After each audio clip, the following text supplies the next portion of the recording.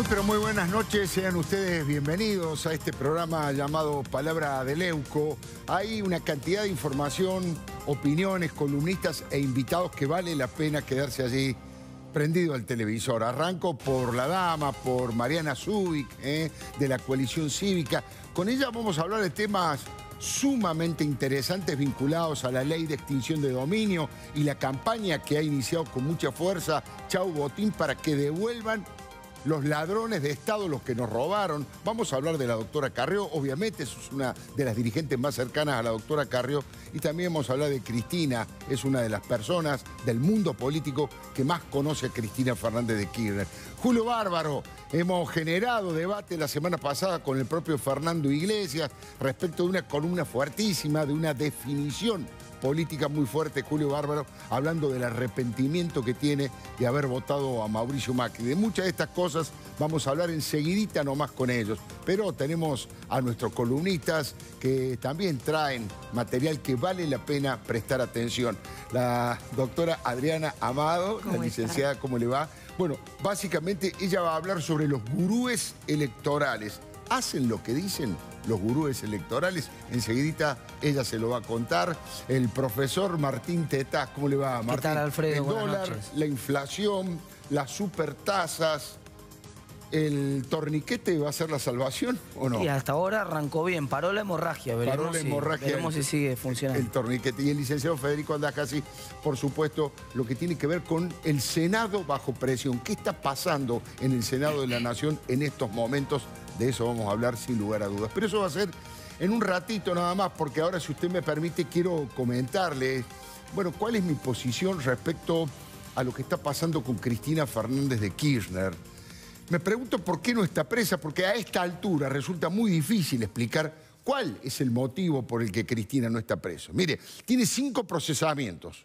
¿Escuchó bien? 5 jueces consideraron que hay pruebas e indicios suficientes para procesarla. Y en varios casos hay instancias judiciales superiores que resolvieron en el mismo sentido, confirmaron el procesamiento.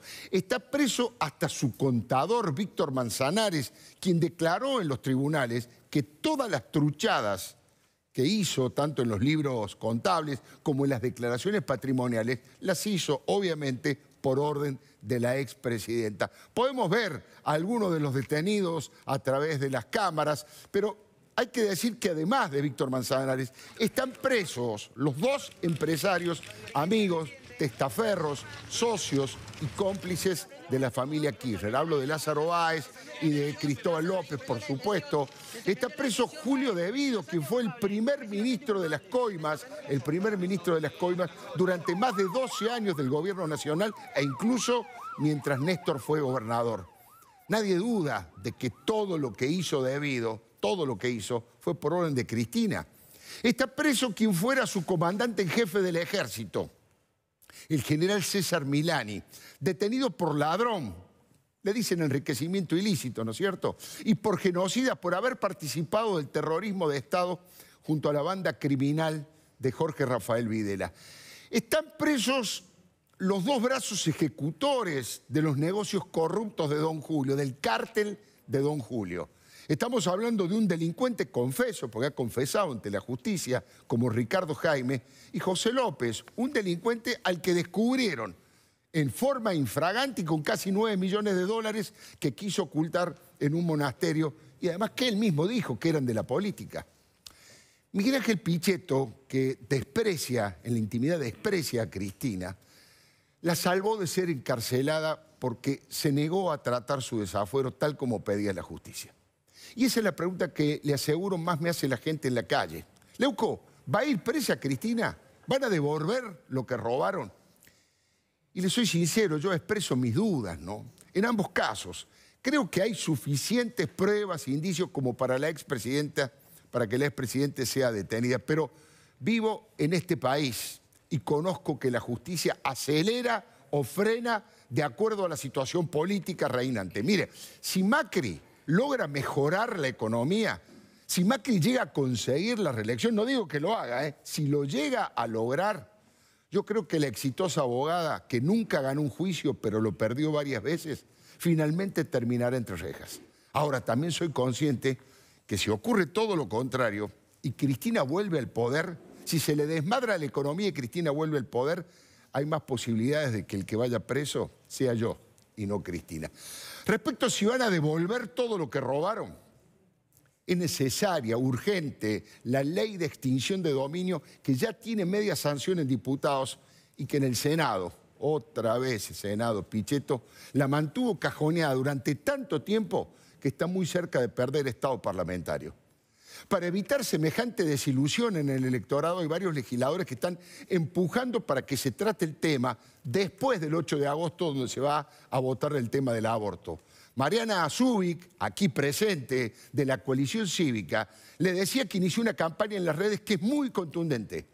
Chau Botín se llama. Y dice que para construir una Argentina sin impunidad es fundamental recuperar lo robado por los políticos, funcionarios corruptos y darle un fin social, además, a esos bienes. Esta es la síntesis de lo que propone la ley de extinción de dominio. Por eso, Zubik, en una entrevista, llegó a decir: Cristina solo puede ser candidata a presa. Pero con respecto a Chau Botín y su campaña, este también es una pequeña síntesis. Bueno, Chau Botín es recuperar lo robado, es para que haya verdad, justicia y condena, y recuperar lo robado en la Argentina. Nosotros llevamos adelante esta campaña, que es la ley de extinción de dominio, que está muy trabada porque, por supuesto, los diputados del Frente para la Victoria y los senadores del Frente para la Victoria no quieren que esto salga. En realidad es la respuesta al máximo reclamo republicano que hace la inmensa mayoría de la población, ¿no? Que vayan presos, insisto, y que devuelvan lo robado. El proyecto de ley, le quiero aclarar, que fue aprobado en diputados por amplia mayoría. Además es una herramienta ágil, una herramienta rápida que está en línea con los pactos internacionales que han firmado nuestro país. Ha sido tomado de un modelo de Naciones Unidas con gran éxito en Colombia y en Irlanda. Es un golpe al corazón del crimen organizado, así lo definió el diputado Mario Negri. Es una forma legal, una forma democrática, institucional, para que los que robaron le devuelvan al pueblo lo que robaron y vaya a los programas sociales. Veremos qué pasa. La palabra la tiene el Partido Justicialista en el Senado. Sería bueno que den una señal de transparencia y de que no quieren ser convertidos o seguir siendo el aguantadero que esconde a dos expresidentes del mismo partido que no pueden explicar los delitos que cometieron. Le doy algunos ejemplos hablando de delitos. Miren, Margarita Stolbizer acaba de pedir que Cristina vaya de una vez por todas al juicio oral y público en la causa de los Sauces Sociedad Anónima.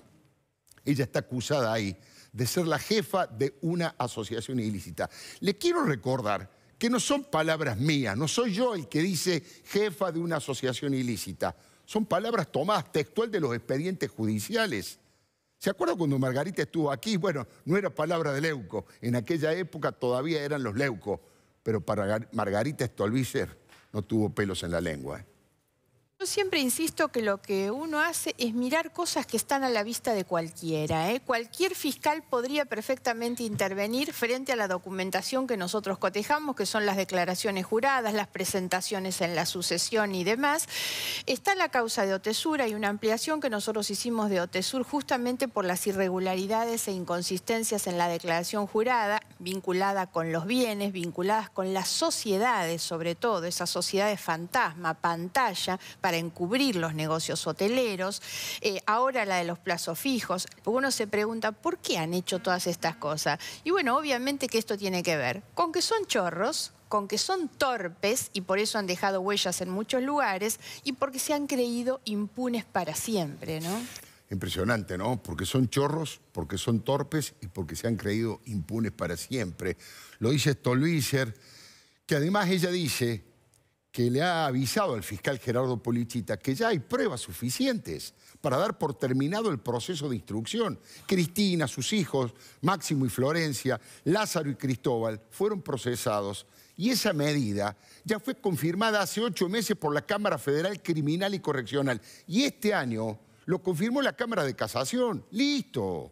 Basta, no hay más chicana, no hay más lugar para demorar con el objetivo de que la causa prescriba y finalmente la cuestión quede impune. No hay más instancias de apelación. Cristina, su familia y sus cómplices tiene que ir al banquillo de los acusados para que haya verdad, justicia y condena. Basta ese perverso jueguito, tomá la voz, dámela a mí.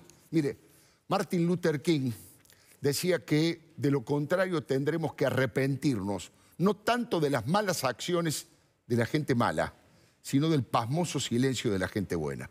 Estamos hablando del pago de coimas, de retornos disfrazados de alquileres que los empresarios K hicieron a la familia K. Pero la peor causa es la que establece el delito precedente, que es el necesario para cometer el otro delito, que es el de lavar dinero negro y sucio. Es la madre de todas las corrupciones posteriores. Por eso también está acusada por el juez Julián Ercolini, otra vez, de ser una jefa de una asociación ilícita para defraudar al Estado. Y además fue embargada por 10.000 millones de pesos. Estamos hablando del tema del direccionamiento de la obra pública para Lázaro Báez con sobreprecios de más del 65%. ¿Escuchó bien, por favor? Le repito, sobreprecios de más del 65%. Y no es todo, la mitad de las obras no fueron terminadas. La verdad que es humillante para todos los pobres de la Argentina y repugnante para todos los ciudadanos en general.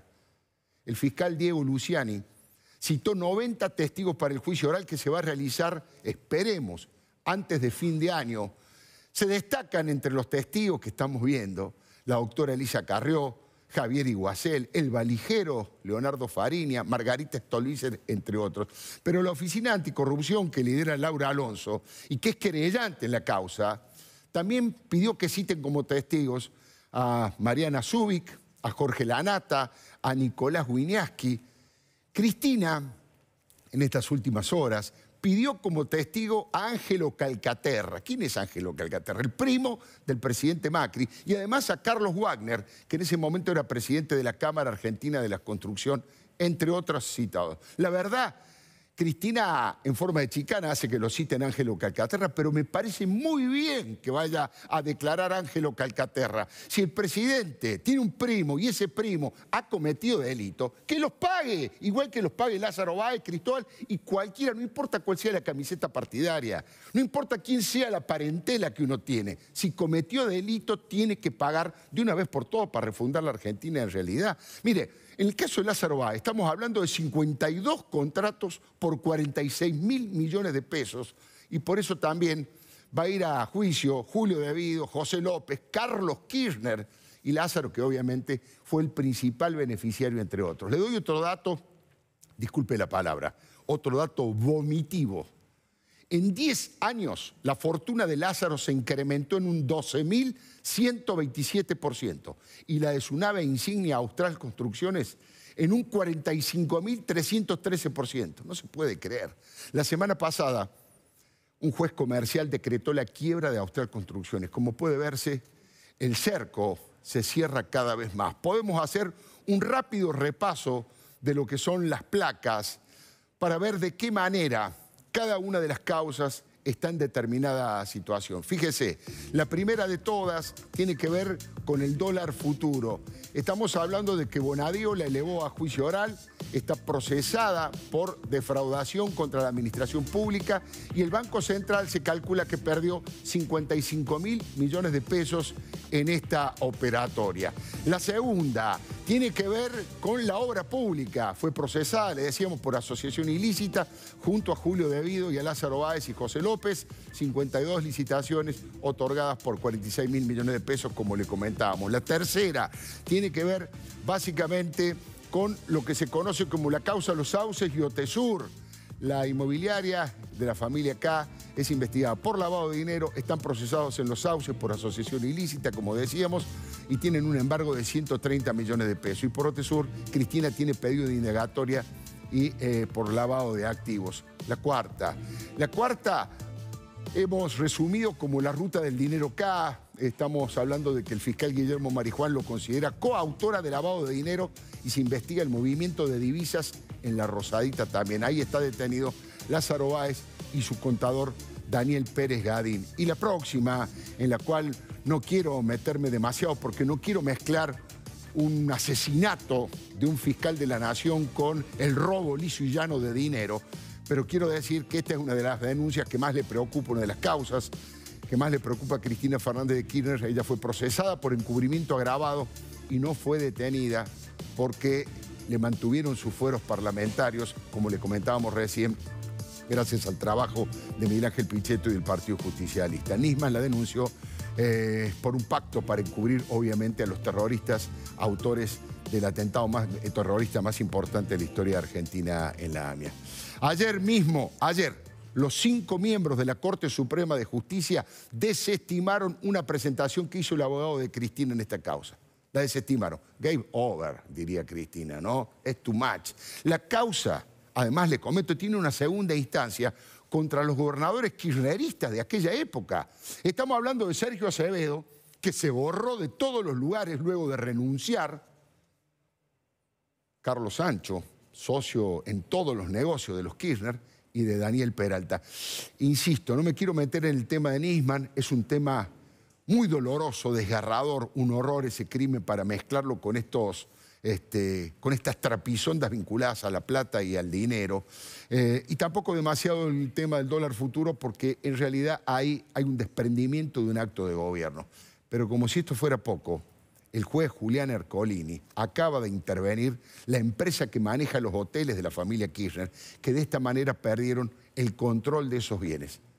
Se trata de Idea Sociedad Anónima, que presidía Osvaldo Sanfelice, alias El Bochi, que es el socio de Máximo en la inmobiliaria y en otros negociados más. Esta empresa gerenciaba Alto Calafate, Las Dunas y la aldea del Chaltén. Y esto es en el marco de la causa Otesur, donde también está procesada Cristina por lavado de dinero junto a sus hijos y a sus socios empresarios. A esta altura, y con esta información que le estamos planteando, es muy difícil explicar por qué Cristina no está presa. Y mientras siga esta locura vigente, Argentina será el reino de la impunidad y Cristina, la reina. Le doy mi palabra.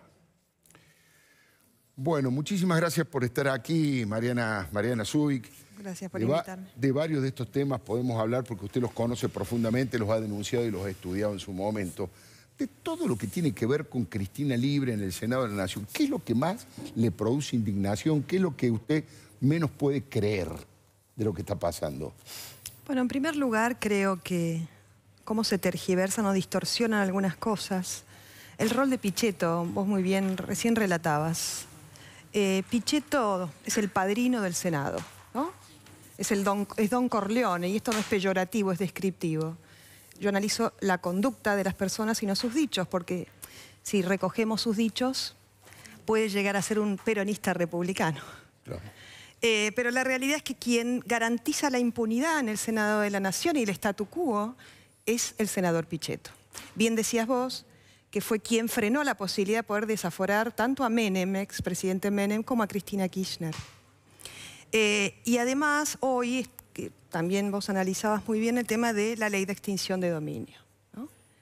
Él es una de las personas que ha frenado la posibilidad de poder tratar esta ley que también relatabas, venía de la Cámara de Diputados, que fue votada por amplia mayoría, entre todos los bloques. Es un proyecto ideado por Elisa Carrió, que también fue propuesto por el Frente Renovador, etc. Y en su momento, hace 2 años atrás, se llegó a un gran consenso para poder sacar esa ley. Como bien decías también, hicimos una campaña muy fuerte y en función de la presión social que se ejerció, fue un tema de agenda, a tal punto que el presidente de la Nación, cuando abrió el año legislativo, pidió que por favor esta ley sea tratada y sea aprobada. Y es fundamental para la Argentina. Es fundamental para recuperar la confianza interna, pero fundamentalmente la externa. El tema de la corrupción y la impunidad es un principio económico básico.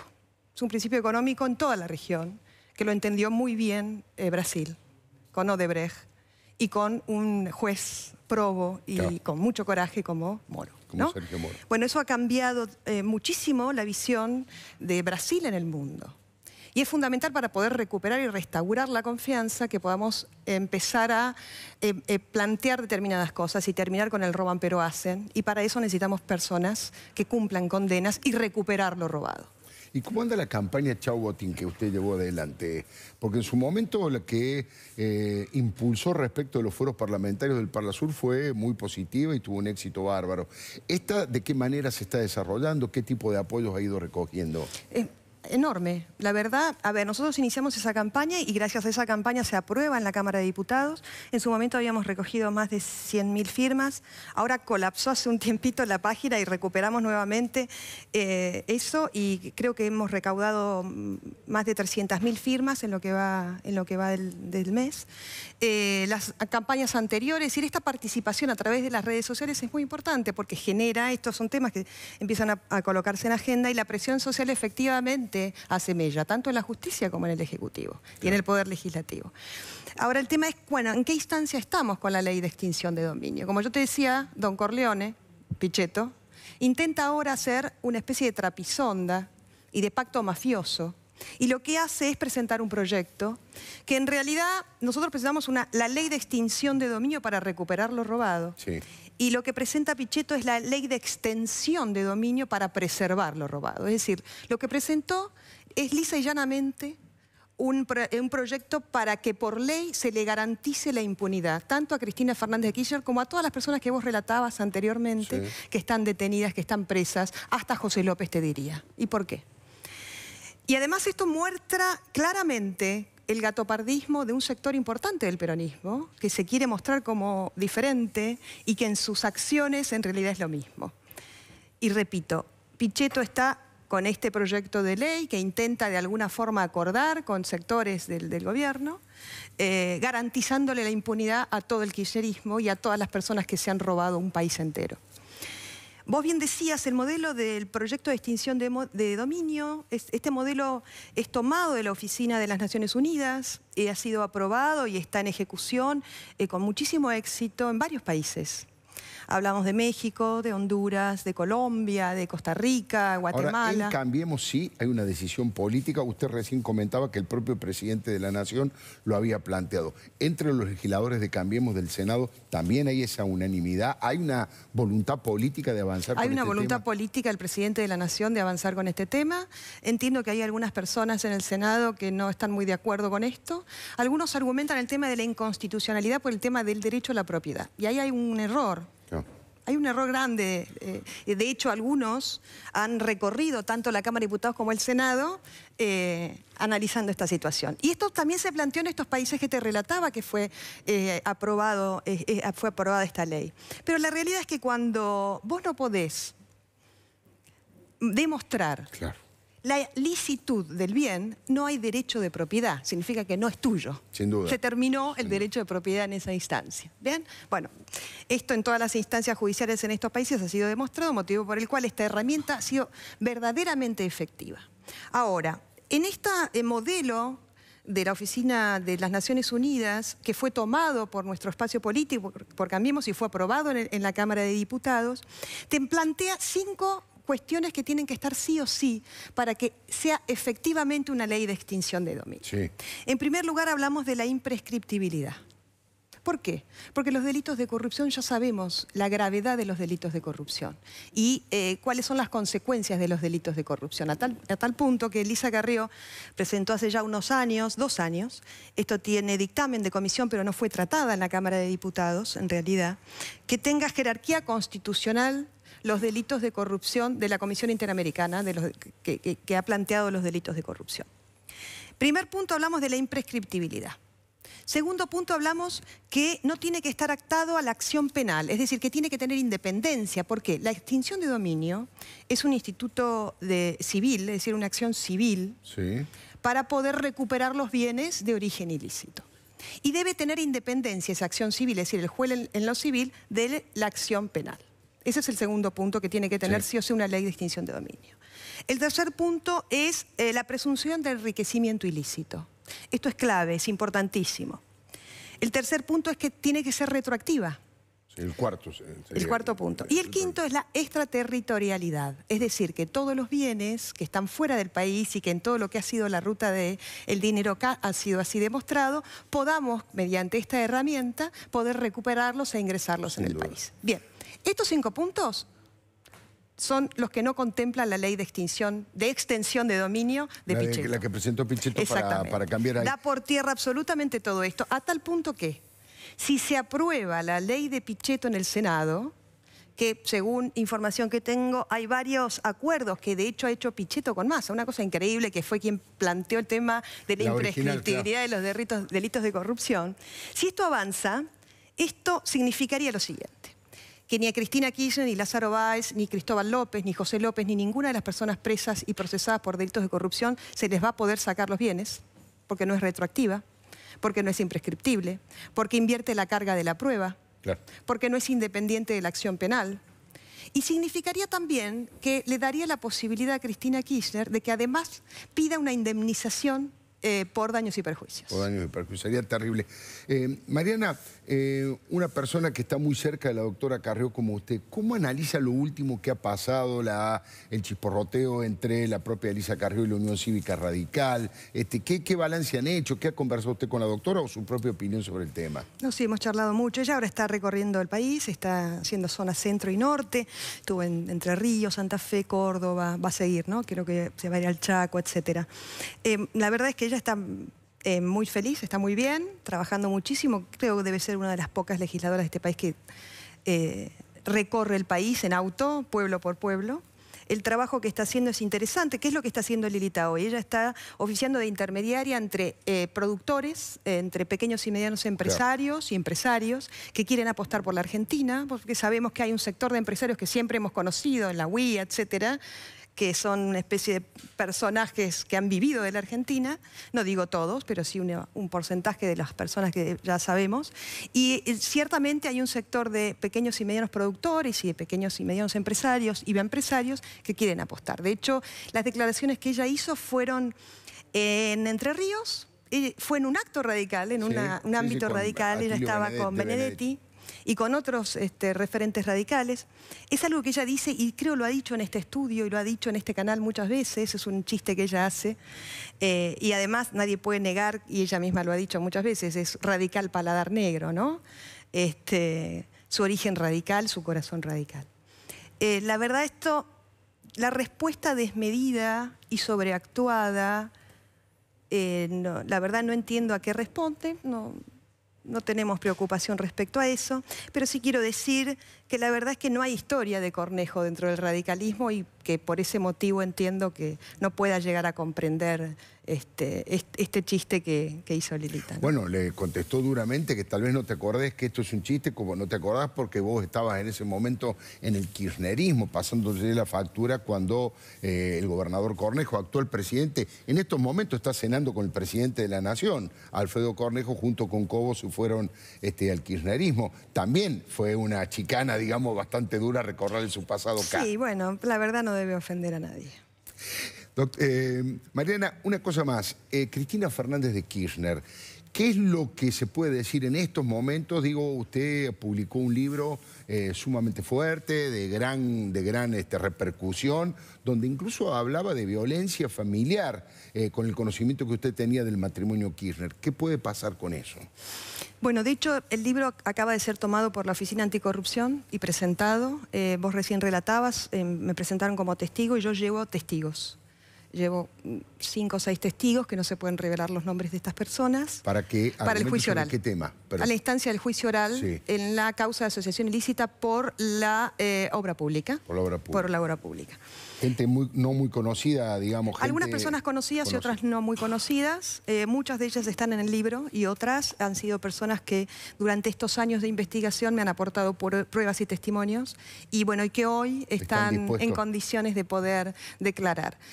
Mira, déjame decirte lo siguiente. La realidad es que, como vos decías también, está todo absolutamente probado.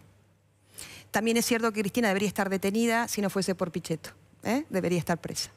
Yo entiendo lo siguiente, que luego de ese juicio oral debería de ser inminente la detención del expresidente de la Nación y de todos aquellos que fueron parte de esa asociación ilícita que han perjudicado tanto a este país. Estuvimos haciendo revisión de todas las causas. Bien decías vos, en 5 está procesada. El tema también es todas las personas que fueron parte de este conglomerado, claro, de esta mafia. Pero hay algo importante. Son las personas que no han sido citadas y que están libres. Vos recién hablabas de Sanfelice, y yo lo he dicho muchas veces. Sí. Sanfelice debería estar preso. Sanfelice es quien hoy le lleva porque, a ver, nos tendríamos que preguntar de qué vive Cristina Kirchner. Claro. Claro, claro. ¿Dónde saca el dinero si está embargada por 10.000 millones de pesos? Es decir, si tiene inhibidas todas sus cuentas. Usted dice que eso lo hace San Felice, el Boche. Bueno, San Felice, y esto yo lo he declarado y cualquiera que me cite lo voy a contar. Tenemos además bastante probado esto. San Felice es quien lleva el dinero físico, porque continúa dinero físico circulante en Santa Cruz, a Cristina Kirchner en mano. Y es ella quien paga todos, servicios, etcétera, en efectivo, dado que tiene todas las cuentas embargadas, etcétera, ¿no? Entonces, San Felice es quien paga, además los abogados. Claro. No solo de Cristina, sino de todos aquellos que continúan dentro de esta órbita y que en función de eso no hablan. Supongo de los hijos también, claro. Además de los hijos, de muchas de las personas que están hoy presas, ¿no? Hablamos de Julio De Vido, etcétera, ¿no? Pero hay otras personas que están presas, que deberían hablar, que sé que ya no les pagan los abogados, que sé que no le están pagando ni siquiera un sueldo. ¿Por ejemplo? No quisiera dar nombres, pero saben... Yo sospecho que puede ser el contador, ¿no? Que varias veces ha amenazado con hablar, Víctor Manzanares. Yo creo que si él habla, además de ser un aporte importante al país y a la justicia, podría tener la posibilidad de poder reunirse con su familia, ¿no? Claro. Pero es clave la palabra de personas como él, es clave. Ay, Mariana, muchísimas gracias. Nos quedaremos conversando muchísimo tiempo. Gracias por haber venido. No, gracias a vos por invitarme. Gentil. Bueno, habíamos planteado... Julio Bárbaro, muy buenas noches. ¿Cómo le va? Habíamos planteado la posibilidad de conversar a propósito de esta columna, esta definición política tan contundente que ha generado revuelo, polémica. La primera es, ¿cuándo toma la decisión? ¿En qué momento hace clic y dice, voy a escribir que estoy arrepentido de haber votado a Mauricio Macri? Lo del dólar. Cuando ponen 12.000 millones de dólares para que no suba y se lo llevan, me volví loco. Yeah. Porque digo, esto no. Digo, esto no es impericia. Digo, no puede ser que uno pone 10, 12, 15.000 millones de dólares para que no suba, se lo llevan y subió. Es un agujero a la sociedad. Bueno, ahí medio que pide prisión, lo mismo que la gente del dólar futuro, como que pide la prisión para Sturzenegger. No lo ve como una impericia, sino como un acto de corrupción. Pero es que una impericia de 12, 15.000 millones de dólares no es una impericia. Segundo, yo enfrenté a Cristina y la enfrenté duramente y me costó porque me tiraron a Berbisky encima. Digo, como ahora se me viene Fernando Iglesias, pobre. Digo, si uno enfrenta al poder, alguien le ladra. Pero al margen de eso, porque yo lo enfrento con idea, no denuncio persona. Lo que me pasa es que Cristina odiaba a Macri. Y en eso yo digo, acá no hay democracia. Y ahora Macri no entiende al peronismo. Digo, la democracia, Alfredo, es gobierno y oposición. Si la oposición no participa de la gestión del proyecto, yo he tenido largas charlas con Mauricio Macri y Aldo Piñanelli. Y le dije a Mauricio, vos necesitas dos que pueden ser Piñanelli y Sargini, dos del lado nacional y dos del lado liberal, porque la grieta en Argentina es ahí. Es entre dos concepciones de lo económico, que no las resolvemos nunca. Entonces, estuve seguro de que Mauricio iba a convocar a la unidad. Hoy mismo dijo que el peronismo no tiene nivel en el mundo. Mire, la oposición no es la que a mí me gusta, es la que está. Porque si no, si es la que a mí me gusta, a Cristina no le gustaba a Macri no le gusta a Cristina. Digo, yo quiero salir del sectarismo e ir al espacio del diálogo, del cual quiero formar parte. Y hay mucha gente que tiene que formar parte de eso, pensando distinto, pero teniendo un proyecto común compartido con Macri. Para esto peleamos. Y creo que este es el tema de fondo, Alfredo. ¿Cómo hacemos para que se achique el sectarismo y se agrande el espacio del diálogo? Pues si no vamos a tener cada vez más Cristina, como dijo usted recién, que es posible que si Macri pierde, entonces venga el pasado. Yo no quiero el pasado ni loco.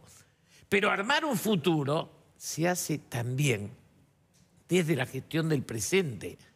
Yo quiero ser la otra parte del PRO, alguien que piensa distinto pero apoya la democracia y dice, además de caerle a la gente, hay grandes grupos que se están llevando la que no le corresponde, ¿eh? Digamos, acá, el poder de los ricos. La Argentina es la misma que hace 40 años. Nada más que la distribución de la riqueza es lo que ha cambiado. Acá, después de la privatización de los servicios públicos, hay cajas que se llevan lo que no le corresponde, porque el Estado no se dio la administración, se dio la caja. Y en esto hay como una... Desde ahí a la salud, a los sindicatos, a lo que usted quiera. La Argentina es un país para repensarlo, Alfredo. No para pelearse con la oposición, porque nos estamos hundiendo. Yo fui parte de una votación con Alfonsín, que digo siempre, 800.000 cajas pan. ¿Cuánto estamos? 10 millones hoy. Sí, tranquilamente. Es un país que se hunde. Ahora, tendríamos que sentarnos y decir por qué se hunde. Ellos dicen que por el populismo, el populismo dice que por lo neoliberal. Debemos tener mitad y mitad de culpa, ¿o no? Ahora, cuando usted dice yo me arrepiento de haber votado a Macri, ¿eso significa que si hoy se presentara la misma situación, no, voto de nuevo votaría a Scioli? A Scioli no lo voto ni mamá. Claro. Pero cuando uno grita bronca, ese es un buen título. A Scioli no lo voto ni mamá. Porque no sé quién manejaba. Claro. Yo sabía que no. Claro. Si después me lo pusieron de diputado quinto, me aclararon que lo ponían de rostro, pero el poder estaba en otro lado. Claro. Y yo, Zanini, me asusta. Pero digo, esos enojos que uno tiene no dejan que uno sea otra cosa que un demócrata que pide una... Digo, la desilusión que hay en la gente, Alfredo. Yo voy por la calle y me preguntan, ¿saldremos? ¿Salimos? Hay un bajón muy grande en el consumo. Digo, me parece que Macri hoy tiene pinchada en la sociedad la esperanza, lo cual jamás será Cristina, porque a mí el acto del otro día me produce, digamos, ese sectarismo de la izquierda, el antifondo, todo esto yo no me lo compro. Pero sin diálogo, el riesgo es que eso crezca, ¿eh? Ahora, Julio ya dijo que a Scioli no lo vota ni mamado, pero que hoy ante la misma situación votaría a Macri. ¿Cree usted que se está construyendo en las encuestas? Se ve que todavía sigue teniendo muchísima intención de voto Macri, todavía sigue Cristina Fernández de Kirchner, pero la columna más importante es la de otro. Hay como una búsqueda alternativa que tal vez exprese un poco lo que usted está diciendo. ¿Usted cree hoy que Sergio Massa es el responsable o todavía hay que debatir y hay que... Sergio es quizás discutir? Uno de los más importantes, otro es Urtubey. Pero a mí me queda... Yo en el 73 fuera diputado, mire si seré mayor, y me acuerdo que me preguntaban, ¿usted es guerrillero o represor? Ah. Yo guerrillero no era, pero represor menos. Y entonces ahora me dice usted, ¿de Cristina o de Macri? Yo de Cristina ni mamado, pero de Macri tampoco, porque no me deja participar de un pensamiento donde nosotros pongamos algo. Entonces, cuando él dice hoy que el peronismo no es respetado en el mundo, del PRO tampoco, hermano, no es Sanguinetti, no es, digamos, el presidente de Chile. Digo, acá no hay dirigencia política, Alfredo. El gobierno no brilla y la oposición tampoco. Y la gente siente que la dirigencia no está a la altura de su necesidad. Y eso es... La autocrítica es imprescindible para los dos, para el gobierno también. Julio, usted, bueno, es clara su posición y su vinculación y su amistad con el Papa Francisco, yo lo destacaba, la relación... El otro día dijo usted que yo decía cosas que el Papa no decía. Sí, yo creo eso, creo que el Papa Francisco, muchas cosas, obviamente por su investidura no las puede decir, pero creo que usted expresa bien su pensamiento. Pero más allá de eso, que es una especulación política. Sería un lujo para mí, Sí. No, pero hay matriz común de formación ideológica, una relación... Yo digo siempre, soy católico y peronista. Por eso me molesta que le tiren 20 pesos al Lori Sanata para que digan el problema de la iglesia de la Argentina es el peronismo y el Papa. Flaco, si es así, vamos a la guerra. Digo, en serio, si no yo respeto su pensamiento, pero le exijo que respete el mío. Entonces, me parece que el problema de fondo está el peronismo como historia. Después vino Menem, vino Cristina, como el radicalismo. Pero, digo, yo respeto a Alfonsín. Alfonsín fue el mejor presidente de la democracia. Lo digo siempre. Y eso, y antes, digo, era Perón, pero también era Ilia y Frondizi. Esas imágenes, esas figuras, lo que no me puede venir un tipo a decirme que como son lo nuevo y nosotros somos lo viejo. Y yo lo miro, digo, ¿qué tomó? Pues cada vez que uno dice que es lo nuevo, porque tiene 18 años, se sublevó contra los padres. Pero después tiene 40 y se da cuenta que de nuevo no tiene nada, ¿o no?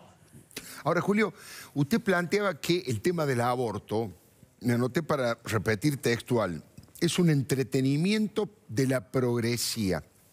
¿Y cómo explica entonces que Miguel Ángel Pichetto, que Ginés González García estén a favor de la despenalización del aborto y son del peronismo? Mi historia es esta. Sí. Yo hablo con el Papa y hablo con Marcos Peña y con Macri. Apenas asumido Mauricio. Sí. Y le digo, van a tirar lo del aborto para salir de la división peronismo-antiperonismo. Marcos me dijo, jamás. Pero lo tenía pensado el señor Durán Barba. Dije claramente, eso que tiran como tema, que es un debate importante, yo no niego la riqueza del debate. Lo que digo es, lo hicieron para una derrota del PRO, porque perdió 70-30 en su seno. Y el progresismo, al que le regalaron el tema, no ganaron prestigio en el progresismo, ¿eh? Tiene un profundo desprecio por este gobierno. Entonces digo, eso no sirvió para sacar el tema de fondo, Alfredo, que en la Argentina es la distribución de la riqueza. La Argentina tiene un problema central que es la distribución de la riqueza. Si pasamos del 5% del pobre al 30%, ¿el del aborto es importante? Sí. Pero ¿por qué no nos sentamos a discutir eso? A ver quién se lleva lo que antes estaba... Porque acá se han construido fortunas de 5.000, 10.000, de 1.000 millones. Digo, las fortunas que se han construido en los últimos 40 años, y el gran tema es 40 o 70. Usted ve a los economistas, lo dicen 70. Sí. Como se enganchan con la década infame, los muchachos lo que les jode es la democracia. Si digo 70, me jodió la democracia, ¿eh? Porque antes de Perón, ¿qué había? Una dictadura. Ahora, Julio, usted también habla de que el gobierno tiene un odio hacia Perón y hacia el Papa, o hacia el peronismo y hacia el Papa. A veces, ¿no? A veces lo hace. Pero sus principales figuras, Mauricio Macri, María Eugenia Vidal, Horacio Rodríguez Larreta, no solamente que tienen buen diálogo con el Papa, sino que se han manifestado en contra de la despenalización del aborto, digamos. Ahí no cierra que tengan odio por el Papa si siguen su lineamiento. Hace muy poco ha estado María Eugenia Vidal y Carolina Stanley con el Papa. Yo digo cómo venía la idea del señor Durán Barba y de Marcos Peña, que es ahí donde tiene el origen. Desde ya María Eugenia es otra cosa. Pero lo que yo planteé es, Durán Barba los lleva a ustedes a una nueva derrota. A ustedes no les sirve lo que están formando. No se vuelven progre por ir a discutir esto. Y no discuten lo de fondo, que es, en serio, la distribución de la riqueza desde la privatización de los servicios públicos para acá. La Argentina ha creado grandes riquezas y millones de miseria. Y ese país hay que reformularlo. Desde la privatización del juego hasta los aeropuertos, ¿eh? Todo esto hay que... Hasta el poder de las obras sociales sindicales. No voy solo para un lado, voy para los dos. La Argentina es un país que se tiene que repensar. Y esto se necesita entre gobierno y oposición. Los mercados no nos van a dar nada, Alfredo. No nos van a dar nada. Y respecto a lo que hablábamos hace un rato, el tema de la corrupción, de Cristina, de que finalmente no se condena, que la justicia hace lento todos los procesos. La señora Mariana Subi escribió un libro. El prólogo es de Lidita Carrió. La contratapa es mía. Algo digo con eso. Eso está, ese tipo de denuncias... Eso me juego entero. Claro. Digo, y ella me dio el honor de que yo escriba la contratapa. Digo, en eso, en la Argentina hay una dirigencia política en decadencia porque son muy contados los que no metieron la mano en la lata. O sea, la sociedad política está en deuda porque se enriqueció a partir de empobrecerse la gente. Y esto es como una dialéctica triste, pero es así. El nivel de la dirigencia pasó porque se volvieron ricos en dinero y pobres en pensamiento. Julio Bárbaro, muy amable, ¿eh? Muchísimas gracias. Habíamos planteado con Adriana Amado un tema hablando de elecciones, hablando de la dirigencia política y de las posiciones. Hablando de gurúes que hablando pautan. De gurúes y bueno, ¿por qué no nos contás un poquito cómo es eso? Si hacen lo que dicen, cómo se comportan. Estamos hablando de los gurúes electorales, Adriana. Bueno, vamos a contextualizar un poquito. Viste que hubo elecciones en México, ganó Andrés Manuel López Obrador. Y claro, fue un triunfo sorpresivo porque se cambió el juego de 70 años de hegemonía y de alternancia, pero solo en los últimos tiempos. Entonces aparecen todos los que se quieren sacar la foto y dicen, no, este fui yo estuve ahí. Los primeros son los gurúes. Claro. Y salió la semana pasada una nota en el diario La Nación con uno de los gurúes que fue presentado como el señor que había hecho ganar a 13 presidentes y que operaba en las sombras un candidato local. Bueno, por supuesto, rápidamente fue desmentida su vinculación con el gobierno de México. Pero por supuesto, no una nota ni un descargo del propio diario, sino un sitio mexicano, especialista en campaña, que dice, no, miren, este señor no solamente no estuvo en la campaña de López Obrador, sino que apenas hizo 2 avisos publicitarios para uno de los partidos de las coaliciones y estuvo en otras campañas y esas perdieron. Claro. ¿Y a qué viene el comentario? Están como sobrevaluados los efectos de los gurúes en las campañas políticas. Sí. Están sobrevaluadas las campañas políticas. Están sobrevaluadas las fake news en las políticas. También apareció, como había aparecido Cambridge Analytica ahí en la sospecha de que había operado para Trump, también apareció el rey de las fake news, el rey de los bots para los mexicanos. Fue una nota de un sitio que se llama BuzzFeed que presentó un señor que decía, no, yo voy a poner al próximo presidente mexicano y después me retiro. Y que tenía lo que le acusan también al gobierno, que tiene una granja de gente que se dedica a tuitear y cambiar el rumbo del país y operar a los votantes. Bueno, todo eso es mentira. Describen algunas notas que los tipos sí te hacen y te pueden mandar 20 tipos a tuitear. Ahora, que eso le cambie la cabeza al votante, hay unos análisis muy interesantísimos acerca de la complejidad de factores que llevaron a Andrés Manuel López Obrador a ganar la elección. Incluso ya se puede determinar, gracias a los datos disponibles, de que ni siquiera los que los votaron en las 2 anteriores elecciones son los que los votaron ahora. De ahí a definir qué es un gurú, o qué es una fake news, o qué es un ejército de troll, por más ejército que sea, es subestimar al ciudadano. Hay estudios muy serios de académicos impecables, uno es nuestro querido amigo Silvio Weisberg, pero también Brockman, también Nian, es decir, lean que ellos vienen haciendo análisis sistemáticos y demuestran que no hay un solo factor que impacte en las elecciones y que nunca ese único factor es una campaña de comunicación, por muy gurú que sea. Por muy exitosa que sea, interesante siempre. Es histórica muchas veces la subestimación que hacen desde la comunicación política al ciudadano común, ¿no? Totalmente. Es muy claro y uno lo vive cotidianamente. Es cierto que nosotros que estamos más informados y nos interesa esto y tenemos pasión por la política, por ahí tenemos una ideología, un pensamiento, una camiseta partidaria.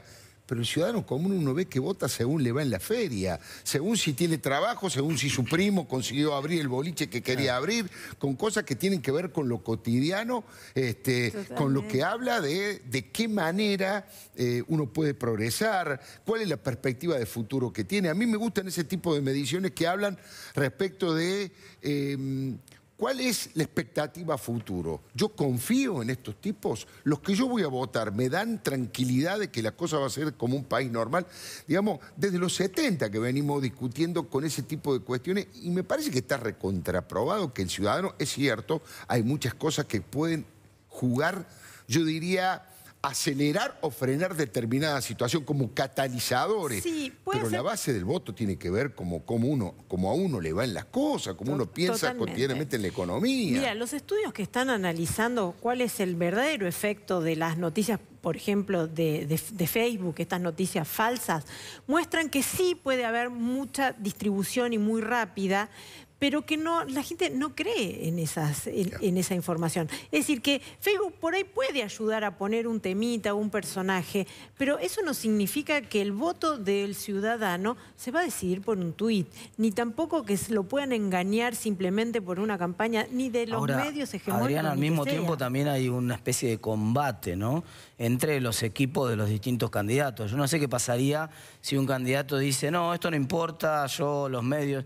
De hecho, muchos dicen dicen que el propio kirchnerismo perdió las elecciones del 2015 un poco por menospreciar el rol de los medios. Las redes sociales. Claro, las redes sociales, decir, no, acá este terreno nosotros ganamos la calle. Y que bueno, por ahí, es decir, capaz que no hace diferencia si los dos estamos jugando con 2 delanteros cada uno, pero si vos no pones ningún delantero y yo te meto los 2 delanteros en una de esas...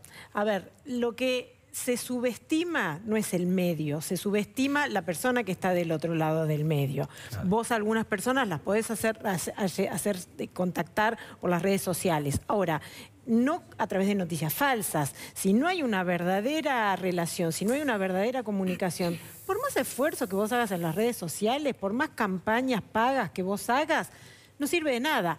Ahora, lo que sí es cierto, y esto es donde yo voy a insistir mucho, es que los periodistas a veces son usados por los propios consultores o los propios encargados de generar trolls, porque se legitiman, porque después van y le dicen, viste que dijeron en la noticia esta, en el caso del señor de los trolls de México, después que apareció la nota esa de BuzzFeed, le cerraron las cuentas de Twitter y lo sacaron de Facebook. O sea que las redes sociales están tomando cartas en el asunto. Ahora, a veces subsisten personajes en los medios que no solamente se venden a sí mismos, sino que venden o acusan que los otros gurúes sí hacen o que le marcan las cuestiones al gobierno. Ojo con eso. No hay tal magia, no hay tal gurú de miurgo que pueda cambiar una campaña. Digo, las redes sociales y los medios, obvio que sirven. Me dedico a estudiarlos, me encantan, pero siempre y cuando como canales de comunicación con las personas. Y es difícil pensar que te estás tengan algo para comunicar, claro. y no sanata y tachín. Digamos, la comunicación sirve si vos tenés el mejor de los instrumentos, hablando de comunicadores y de campañas electorales. Tuve la gran satisfacción de mi vida de trabajar, yo trabajaba en El Cronista, en el diario El Cronista en ese momento, y lo contrataron a David Rato, que fue uno de los grandes autores de la campaña de Raúl Alfonsín. Sí, ese famoso RA. El RA, como con la chapa del RA, el saludo a la izquierda y tantas esas cosas. Alfonsín no ganó por David Rato ni por eso, ganó por 100 cosas más, pero él potenció. Obviamente, eso. Un buen comunicador, pero no es que podían poner cualquier personaje e iba a ganar solo porque la campaña... Sí, pero después ganó también un candidato diciendo alica alicate y bailando con él. ¿Ves? No, es que yo no creo que haya ganado por eso. Yo no creo que haya ganado por eso. No, eso no ganó por eso y te lo puedo asegurar porque eso está súper medido. Eso, ¿ves? Justamente forma parte del mito que hay no solamente del gurú que le hacía la campaña, sino del programa en donde dijo eso, que también se usaba para legitimarlo. Decir, sí, venite al programa que con esto ganás la campaña. Qué interesante, ¿eh? Tengo ganas de seguir hablando, pero me tengo que ir un pequeño corte. Enseguidita nomás venimos. Martín Tetano va a hablar del dólar, de la inflación, del torniquete, de las tasas altas. Federico Andajasi me ha prometido una columna muy profunda respecto del Senado bajo presión. ¿Quiénes son los que están presionando al Senado? ¿Por qué motivo están presionando al Senado de la Nación? Ya venimos.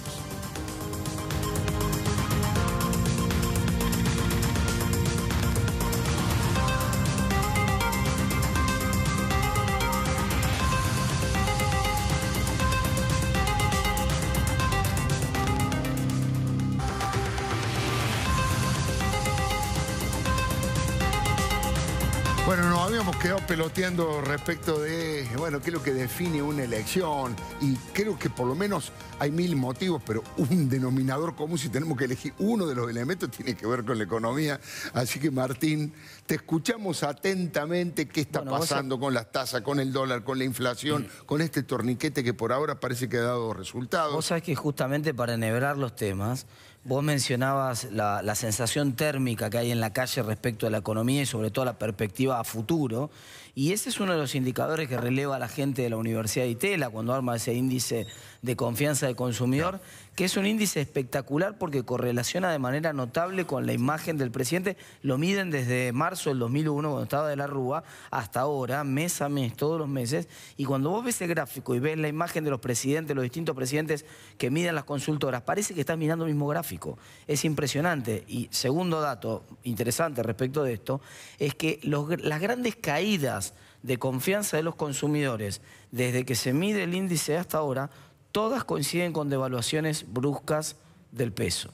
Acá esta es una de las variables, te diría, más fuerte. La principal pregunta que le hacen a la gente. 3 preguntas. Le preguntan cómo ve su situación personal. Estoy peor que cómo antes. Ve la situación de la macroeconomía y su predisposición al consumo de bienes durables, autos, casas, electrodomésticos. Claro, esas 2 preguntas se responden moderadamente, prudentemente y para abajo. Y además, dentro de los subíndices que ellos que preguntan, también hacen esta pregunta de expectativas. Hacia el futuro. ¿Cómo está respecto de hace 12 meses y cómo se ve la situación 12 meses adelante? Entonces, eso te da un termómetro fantástico para ver la chance que tiene realmente un gobierno. Y ya te digo, la variable clave central ahí es el dólar. El dólar. El dólar. En Argentina, tal vez en otros países no. En otros países pega, por supuesto, diferente, pero acá hay una especie de reflejo pavloviano, ¿viste? Yo lo he mencionado muchas veces a esto.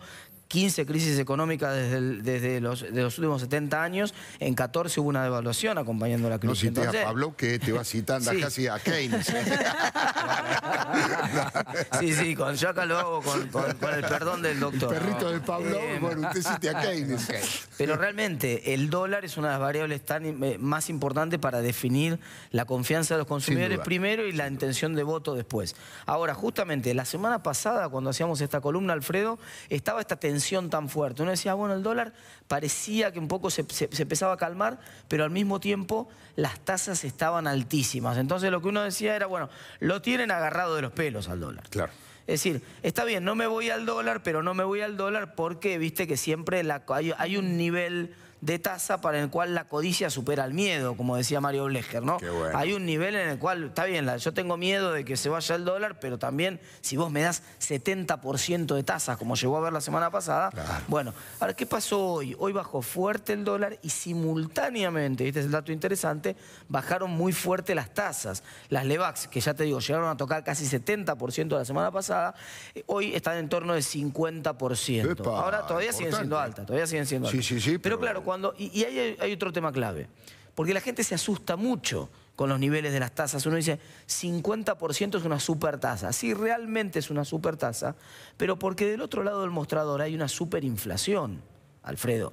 Porque cuando vos tuviste, el número todavía no lo sabemos al de junio, pero yo lo adelanté el martes pasado, tenemos las mediciones de consultoras privadas que dan entre 3,7 y 3,9 las que se conocen hasta ahora, o sea que es un número cercano al 4% en realidad, y cuando vos mensualizás esa tasa de 50% anual, te da 3,5% mensual.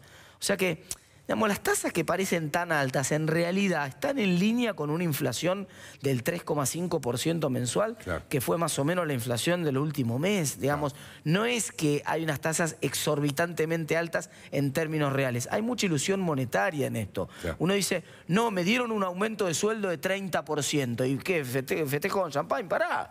Primero decime cuánto fue la inflación antes de festejar. Acá pasa lo mismo. La tasa de interés es de 30%. Si es de 30 se negocio, porque la verdad que la inflación probablemente ande por ahí. Ahora, ahí tengo una pregunta para vos, porque gente que me consulta, pregúntale esto a Martín Tetaz. Viste que hay una intención de que la gente se cambie de las Levax a las Letes. Ahora, ¿esto no es patear la pelota un año adelante? ¿Cómo hacer para que eso no se convierta en una bomba que estalle otra vez en las manos del propio gobierno? Un año después, digamos. Nada más que postergarlo. Acá hay un problema que fue el siguiente, que es que durante muchos años, cuando el gobierno anterior no tenía acceso a los mercados financieros y tenía que pagar vencimientos de deuda, ¿qué hacía? Se choreaba la reserva del Banco Central. Vamos a decirlo en criollo para que sea claro. Se choreaba la reserva del Banco Central y le daba un papelito que era un pagadiós. Que tan pagadiós era el papelito que de nombre tenía letra intransferible. Quiere decir, o sea, que ni siquiera decía paga Dios, porque paga Dios, por ahí vos tenés la esperanza de que un día te morís, vas con el papelito al cielo y Dios te lo va a pagar. Pero acá ni siquiera, acá ni a Dios estaba la chance, acá era intransferible completamente el papelito. Entonces, ¿qué está haciendo ahora, que es parte del acuerdo que hizo el Tesoro, mejor dicho, el país con el Fondo Monetario? Che, devuélvanle la guita que le chorearon al Banco Central. Entonces, devuélvanle la guita que le chorearon al Banco Central quiere decir que en parte lo que va a hacer el Tesoro es colocar su propia deuda, que es lo que corresponde, esas son las famosas letes, entre otros instrumentos, y con esa plata pagarle al Banco Central, recomprarle esas letras intransferibles y decirle, no, toma plata de verdad, tomá plata de verdad y vos con esta plata de verdad podés sacar alguna de las LEVAX que están dando vueltas. Desarmás un poco la bomba de LEVAX y al mismo tiempo lo pateás a un problema que tiene vencimiento anual contra uno que tiene vencimiento mensual. Pero claro, el problema es el mismo déficit fiscal, que es consolidar un déficit fiscal de muchos años anteriores que se lo están pasando de manos, que lo tenía el Banco Central y que ahora se lo están pasando directamente al Tesoro, que era con lo que correspondía. Dicho sea de paso, esto se lo licuaron completamente, porque a las LEVAX se las licuaron ya con la devaluación, quedó muy reducido el problema de las LEVAX. Ahora, concretamente, muchachos, acá la gran discusión es, da la sensación de que el dólar lo han controlado un poco mejor que la semana pasada, porque ahora están bajando las tasas de interés al mismo tiempo que está bajando el dólar. Sí. Por supuesto, muy pocos datos todavía. No da para descorchar. Yo sé que vos tenés un champagne ahí, que en cualquier momento vamos a compartir, pero no da todavía para que el motivo sea la baja del dólar con las tasas simultáneamente, porque es demasiado pronto para poder asegurar... No me saques el champán, te pido. No, el champán no te lo saco, pero es demasiado pronto para ponerse, para estar seguros. No festejamos, pero... Digamos, son datos positivos, pero que apenas son incipientes. Yo vuelvo a repetir un dato que usé la semana pasada y que quiero que empecemos a mirar. Lo importante recién es, primero, por supuesto, que sigan bajando las tasas, pero en segundo lugar, que veamos también que la brecha entre tipo de cambio comprador y tipo de cambio vendedor empieza a achicarse, porque ese es uno de los indicadores de que se estabiliza el dólar.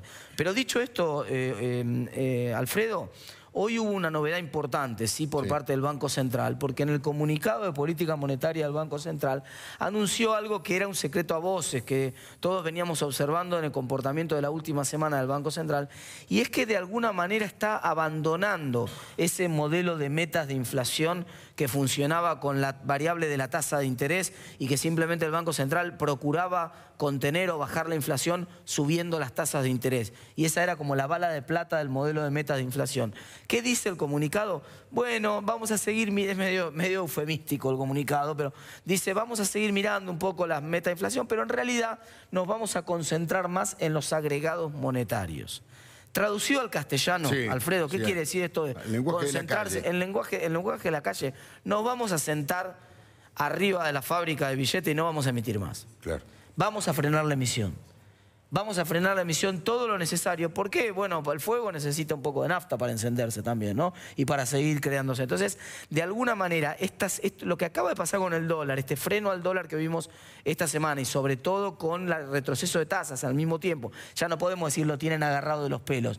El mismo freno del dólar con retroceso de tasas lo que está mostrando es el torniquete, yo te decía al principio de la columna, el torniquete que está haciendo el Banco Central sobre la cantidad de dinero. En un mercado, Alfredo, uno no puede controlar el precio y la cantidad al mismo tiempo. Puede controlar o el precio o la cantidad. Hasta ahora el gobierno trataba de controlar el precio, que era la tasa de interés, ahora va a pasar a controlar la cantidad. Esa es la gran novedad. El gobierno va a tratar de regular el precio del dólar en todo caso, pero ahogar un poco la nafta que genera inflación y que genera corridas hacia el dólar, simplemente frenando la emisión, que fue lo que hasta ahora no hizo durante el último año y medio de política monetaria.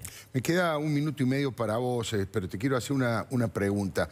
¿Qué es el mejor escenario que se puede esperar en el corto plazo, 2 meses, 3 meses?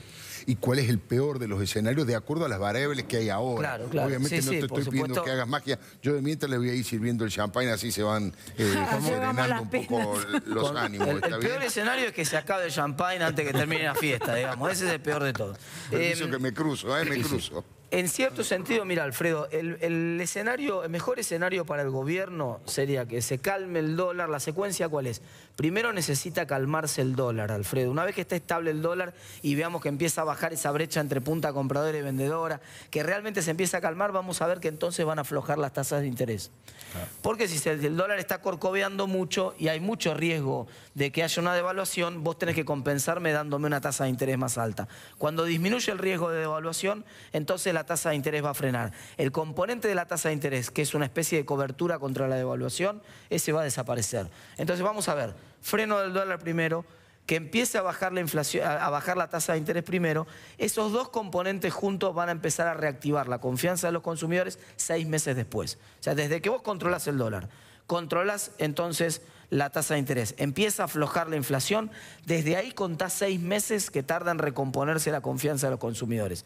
¿Cuándo termina de controlarse esto? Si fueran 2 meses, probablemente para febrero o marzo tenés a la economía con confianza alta de vuelta, con la gente consumiendo, con la economía recuperando otra vez densidad, otra vez tonicidad muscular, para llamarlo de alguna manera. El peor escenario es que el gobierno se confíe demasiado en no necesitar a la oposición, en no hacer un acuerdo con la oposición y en no conseguir un presupuesto. Yo creo que si hay incertidumbre, acá la incertidumbre que generó todos los rumores de las semanas anteriores respecto de impuestos nuevos, respecto de las retenciones con el campo, respecto de distintas cosas que dañaron mucho al dólar, dañaron mucho la confianza del gobierno, tenía que ver con que no quedaba claro de dónde iban a sacar los 200.000 millones de pesos de recortes que necesita el gobierno para el año que viene. Claro. Y la única manera de aclarar eso es con un presupuesto que explícitamente lo diga y que sea votado, por lo menos que esté ya consensuado y haya algún tipo de dictamen, por la oposición también, o por lo menos por los principales... Una parte de la oposición que representan a los gobernadores. Racionales de la oposición, que son los que, parafraseando el teorema de Baglini, que muchos conocen, están más cerca de la gestión. Porque acá la chance de que alguien sea... Esta discusión entre peronismo racional y peronismo no racional en realidad quiere decir peronismo con posibilidades o chances ciertas de gobernar... O que están gobernando con lo que está gobernando, o sea que está cerca del teorema de Baglini. Cerca de la gestión, la gente se convierte bastante más racional de lo que normalmente son cuando no tienen ninguna chance. Baglini mendocino, me hiciste acordar del champán hablando de Mendoza. Vamos a brindar porque después de este brevísimo corte vamos a escuchar al licenciado Federico Andajasi respecto de cuáles son las presiones, quiénes están presionando al Senado de la Nación y si tenemos tiempo vamos a hacer un peloteo entre nosotros. Ya venimos.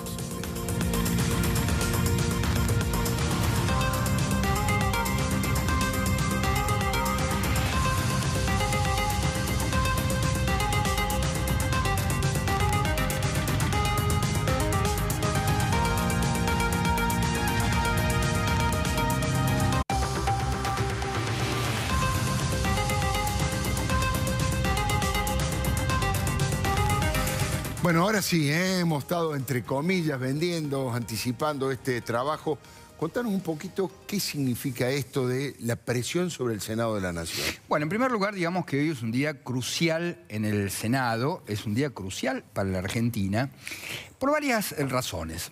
En principio, bueno, como todos sabemos, se está discutiendo en el Senado la ley de despenalización del aborto. En comisiones, claro. Exactamente, que ya hizo un recorrido porque tiene media sanción en diputados, cosa que en otra época hubiera sido impensable. Pero además, esto es una radiografía de qué tipo de sociedad queremos ser. Digamos, la ley que salga acá o no, o vuelva a diputados o no, es una excelente radiografía de qué tipo de sociedad somos. Vos hablabas hace un par de programas atrás de ese mapa que aparece en verde, los países que tienen el aborto legislado, despenalizado, y en rojo, en gamas de rojo, los que no. Y es muy notable esa distribución. Claro. Los países en verde son Europa, Estados Unidos, Canadá, Australia, y los países que, digamos, todavía no tienen legislado el aborto son los países africanos, los países latinoamericanos, y bueno, eso también muestra qué tipo de sociedad.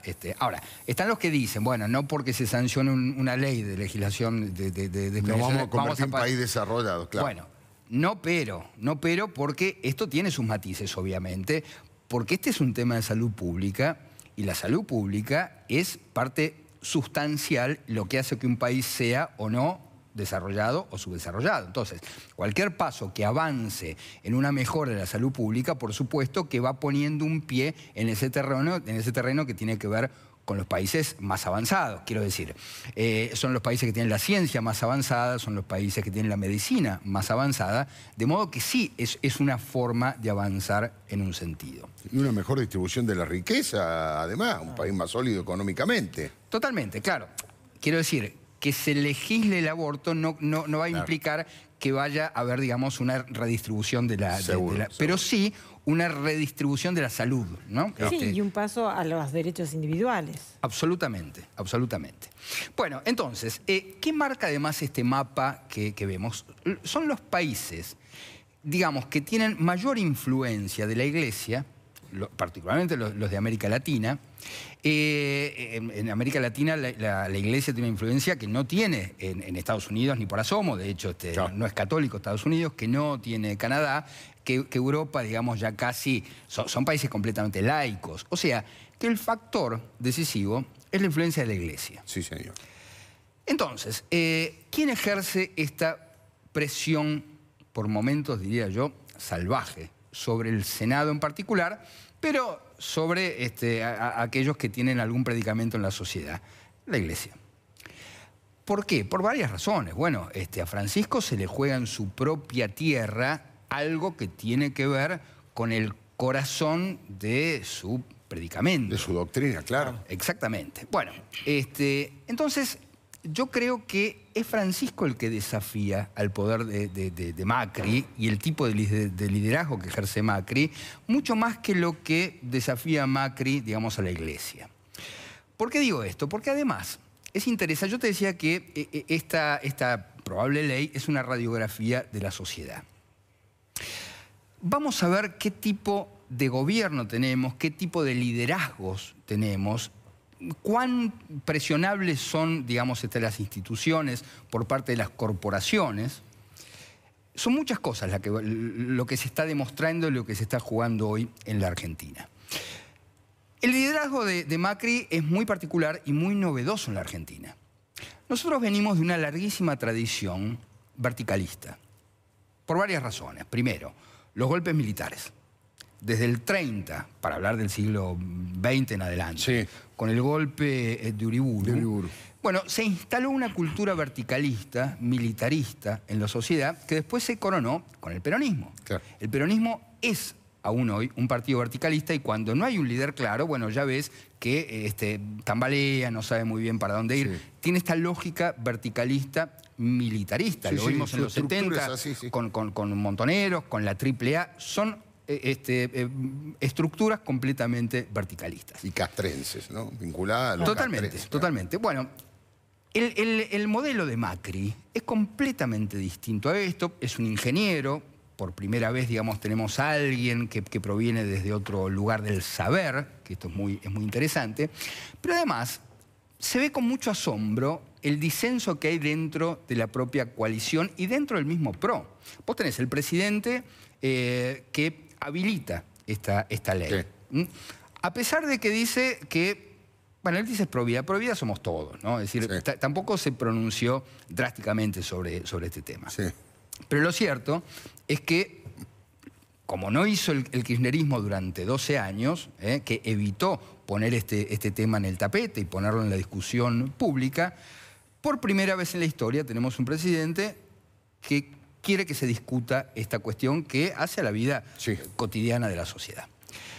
Muy bien, frente a esto, el peronismo, el kirchnerismo queda desubicado. Sabemos que Cristina se oponía a legislar el aborto y que ella se opone al aborto. Pero bueno, en virtud de esto quedó descolocada y ahora tiene que cambiar el discurso, dice que aprendió de sus hijos, bueno, algo bastante poco convincente, se va acomodando a los tiempos. Ahora bien, fíjate, la vicepresidente se pronunció fuertemente, digamos, en contra de esta legislación. Sí, sobre todo ayer que se mostró con un pañuelo celeste, ¿no? Absolutamente. Y María Eugenia Vidal, gobernadora de la provincia de Buenos Aires, también se mostró con un pañuelo celeste. Pero a la vez, Gladys González, que es casi, diría yo, el alter ego de María Eugenia Vidal, dijo que va a votar a favor. Ahora bien, esto pone en duda digamos, el sistema de poder de Cambiemos. Puede ser que no afecta a la cohesión política. En absoluto, para nada, porque, a ver, nosotros cuatro somos amigos, somos compañeros de trabajo, tenemos ideas completamente diferentes acerca de un montón de cosas. Entonces me parece que esta coalición copia bastante bien las cosas que suceden de puertas adentro para una familia, lo que pasa en los cafés. No todos estamos de acuerdo en todo. No, además lo que cuestiona es la idea de disciplina partidaria, no de conformación partidaria. Exactamente, exactamente. Entonces, como pasó con la ley de divorcio vincular en la época de Alfonsín, me parece que esto saca una radiografía de qué tipo de sociedad queremos ser. Porque acá de lo que se trata es de ver cuán vulnerable es la sociedad a las corporaciones.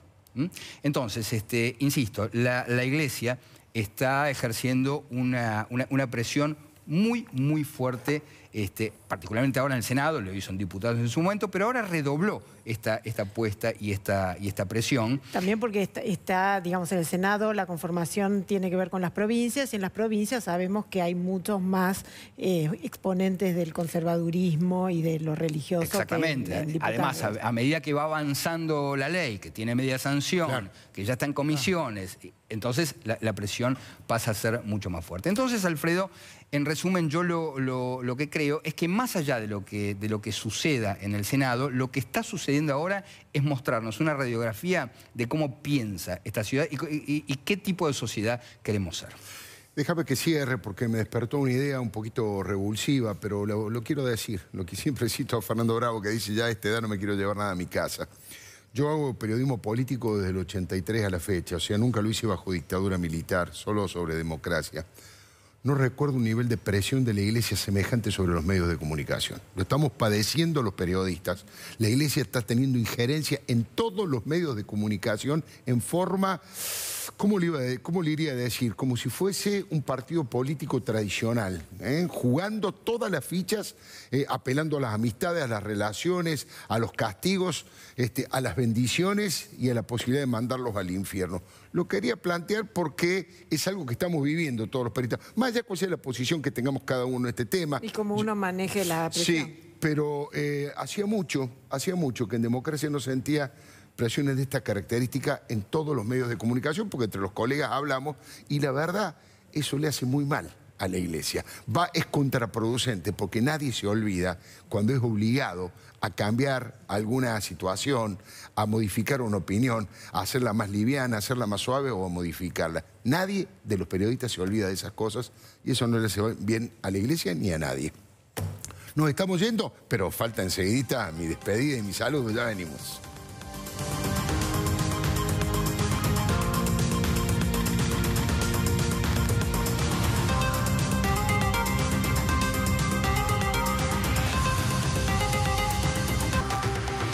Programa caliente, polémico, espero que le haya gustado. Algo de estas características similar vamos a hacer el próximo martes a las 10 de la noche, por aquí, por la señal de Todo Noticias. Lo espero.